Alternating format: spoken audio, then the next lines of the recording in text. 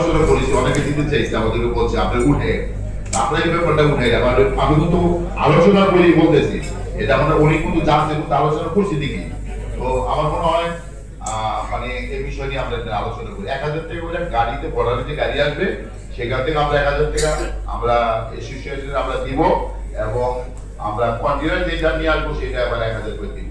এখন দিব কি না দিব এই বিষয়ে আলোচনা হবে, আপনার এই বিষয়টা বিস্তারিত আমাদেরকে সহযোগিতা করুন। আজকের এটা বড় ইস্যু, ঠিক আছে?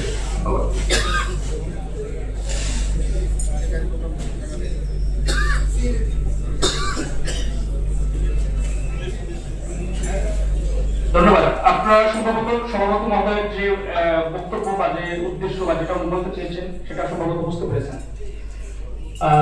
এই বিষয়ে আপনি আলোচনা করবেন। আমি তাহলে স্পেসিফিক করে কিছু নাম বলে দিই যারা বক্তব্য দিতে চেয়েছেন, তাদের নাম বলি। এর বাইরে যদি কেউ বক্তব্য রাখতে চান এর ওনাদের পরে আপনারা রাখবেন।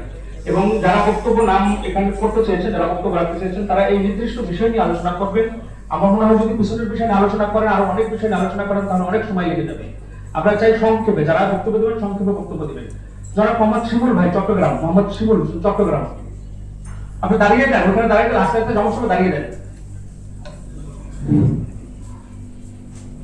বাংলাদেশ প্রেস ফোর্স রিপোর্ট অ্যাসোসিয়েশনের আজকের আয়োজিত বার্ষিক সাধারণ সভার সম্মানিত সভাপতি এবং উপস্থিত অ্যাসোসিয়েশনের নেতৃবৃন্দ, উপদেষ্টা মণ্ডলী এবং সর্বস্তর বাংলাদেশের প্রত্যন্ত অঞ্চল থেকে বিভিন্ন বিভাগ থেকে আগত আমদানিকারক সবাইকে সালাম জানাচ্ছি। আসসালামু আলাইকুম ওয়া রাহমাতুল্লাহি ওয়া বারাকাতুহু। আজকের এজেন্ডার 6 নম্বর আমি চাঁদার বিষয়ে আমি একটু করে বলি। চাঁদাটা বিগত এখানে অনেকে আছে 3 বছর চাঁদা পে করে নাই।